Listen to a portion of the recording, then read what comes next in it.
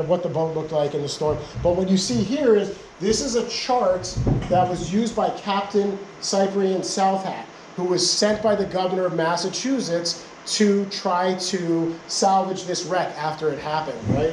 And he says somewhere in here, pirate ship Witta, this is the site where I buried the bodies of 100 drowned pirates, right? And you can see here, he draws a pirate flag, marks this area right here, but he can't get to the wreck because the water's too rough. But he can see it off in the distance. He draws this chart. This is the chart that Barry Clifford would later use to find the wreck of the Witta.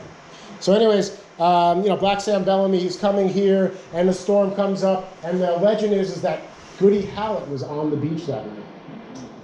That she could hear the screams and the cries of the pirates as they drowned in the raging surf. And some say that she still walks the beach of Welcome.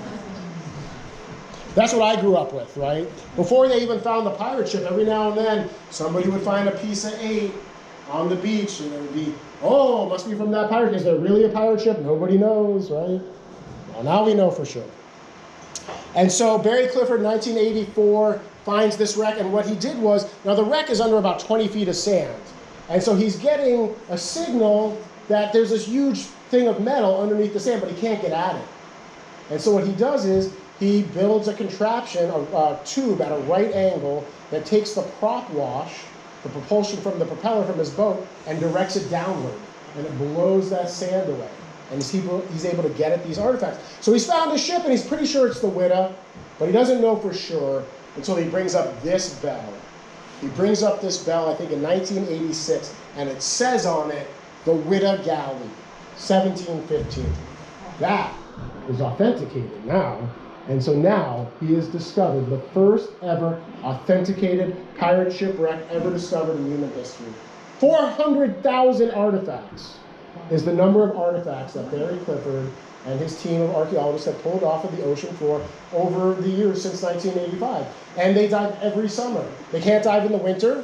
The conditions are too rough. It's too silty, too much current. But every summer they dive. Every summer they pull up new artifacts. And so he has a museum on Cape Cod, where I was born and grew up and reared, the Witta Pirate Museum, where he has all of these artifacts, and he's doing conservation of the stuff that he finds, the new stuff. And my family was nice enough a couple months ago, they came with me to the museum. I had never been before. It's his brand new state-of-the-art museum. And so I promised them I'd only be there for like an hour or so, otherwise they wouldn't have come with me.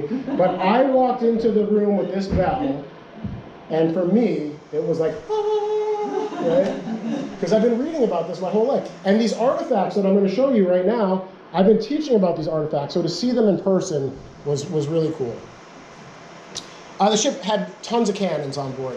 Any ship they captured, they would take the cannons. They wouldn't know. Maybe they would need them later. They used them as ballast, so in the bottom of the ship, to keep the ship upright when it was sailing.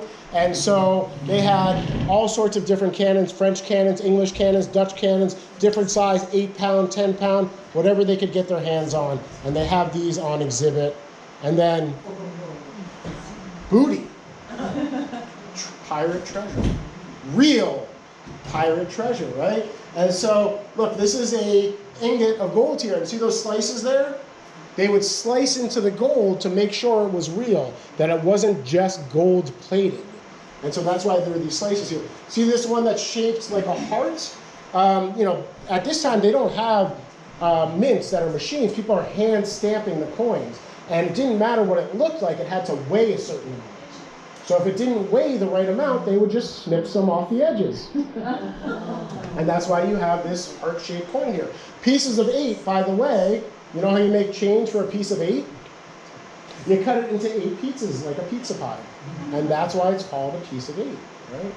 And then finally, these pieces here, these are Akan jewelry. So that's jewelry from West Africa, modern-day Ghana. And so this is some very old West African gold jewelry.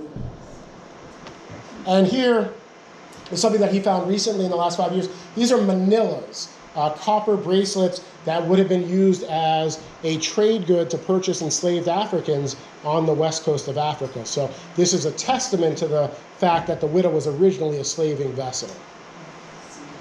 This is the Sun King gun. And you can see it's got a Celtic god at the base of it. But the cool thing about this pistol, and once again, pistols only fired one shot, right? They found this one with a silk ribbon.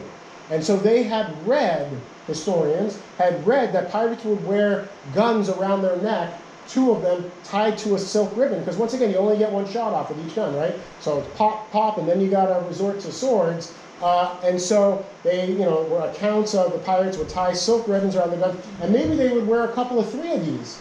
So they would have 4 or 6 guns. If you look at pictures of Blackbeard, drawings of him, if you look, he has maybe 3 or 4 guns in his belt or in his sash. Because once again, you only get 1 shot of them. So when they found this, they could confirm, without a doubt, yes, pirates would wear guns around their necks like necklaces, like this one here. That has the silk strap on it.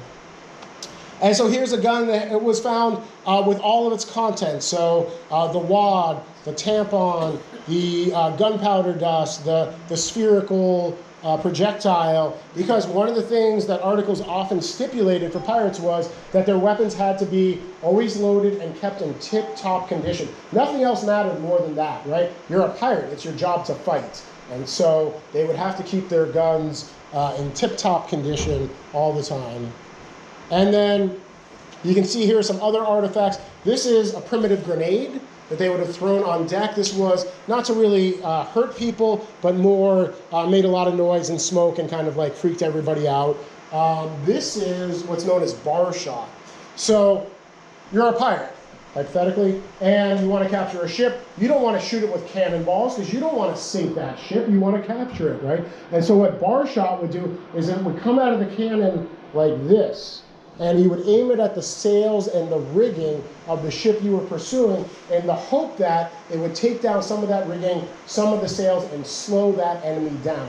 You also see bar shot sometimes, which is 2 small cannonballs connected by a chain, so it's chain shot. Same thing, would come out like this, hopefully hits the rigging, hits the sails, slows the boat down. So that's bar shot. And then this final object here are the manacles. Once again, testament to the fact that she was originally a slaving vessel. Pretty sure this is my last slide. So here you see this is a gold ring with a seal on it that they would use to impress hot wax on an envelope. This is the fibula of a 10-year-old boy in a silk stocking and a boy's shoe. This is John King's fibula. Yeah. And they found it underneath a bunch of cannons. So the assumption is when the boat went over sideways, the cannon all popped out and probably crushed the poor kid to death, right?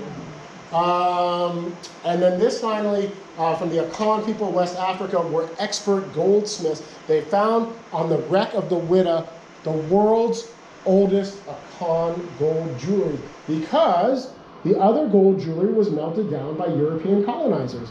They didn't care that these objects were beautiful and meticulously made and super detailed. They just wanted the gold. So the fact that this stuff was on the shipwreck and preserved in the Atlantic Ocean for 400 years is the reason why this is the oldest Akan jewelry in the world. Once again, a testament to the fact that she was a slaving vessel. And that's my presentation for you this evening. Thank you. Now, if you want to put some lights on, I'm happy to take a couple questions before we call it a night. All right.